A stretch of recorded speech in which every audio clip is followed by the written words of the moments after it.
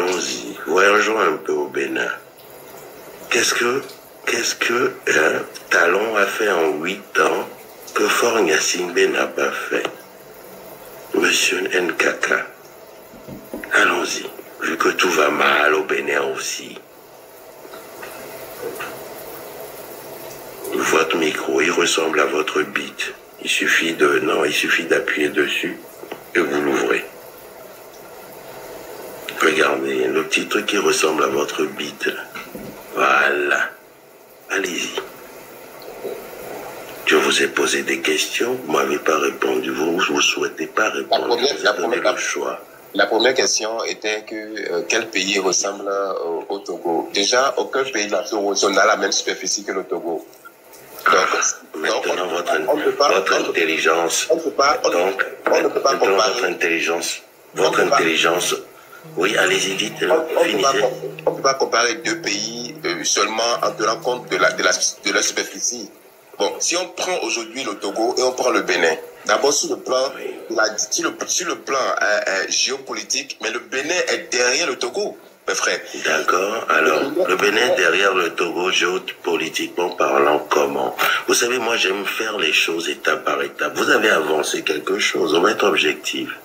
Maintenant, expliquez-nous comment le Bénin est derrière le Togo, géopolitiquement parlant. Allez-y, ouvrez votre micro.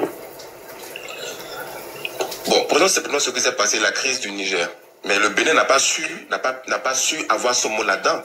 Mais alors, maintenant que vous avez avancé cela, la crise avec le Niger, le Bénin a suivi les sanctions que tous les pays, y compris le Togo, avaient pris à l'encontre du Niger. C'est le Togo qui s'est rétracté au finish.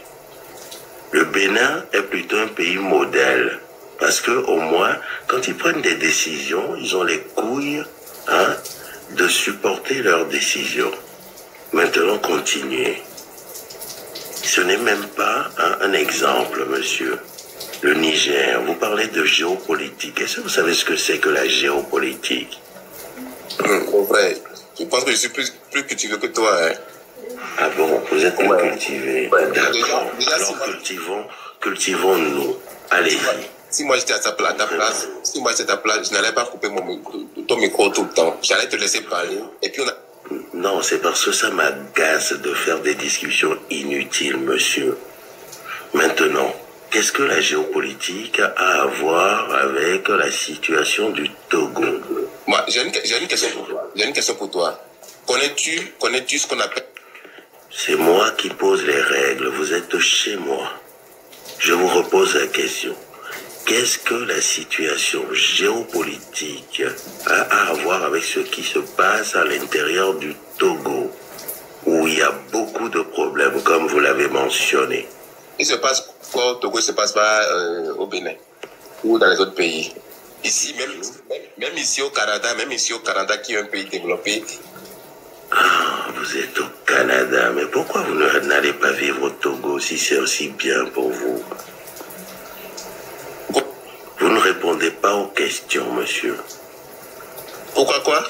Pourquoi vous n'allez pas vivre au Togo si c'est aussi bien pour vous? Moi, je suis là pour les études. Moi, je suis là pour les études.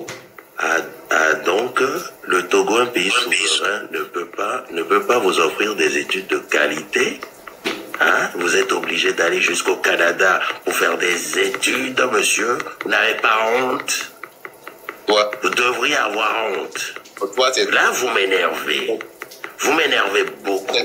Vous êtes au Canada et vous dites que tout va bien au Togo. C'est grave. Alors, moi, je vais faire une chose. Vous allez me donner votre nom, prénom. Je vais écrire à votre université. Comme ça, je vais leur demander de vous dire de rentrer chez vous et faire des études à l'université de Lomé. On a une université au Togo, n'est-ce pas? Même 2 universités, Lomé et Kara. Les mêmes filières sont dispensées à l'université du Togo.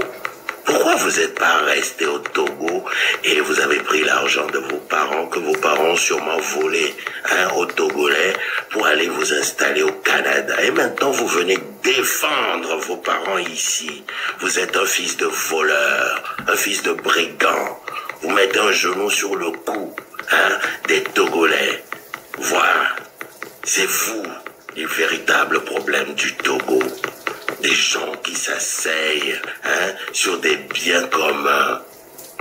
Allez, disparaissez de ma vie et ne revenez plus jamais.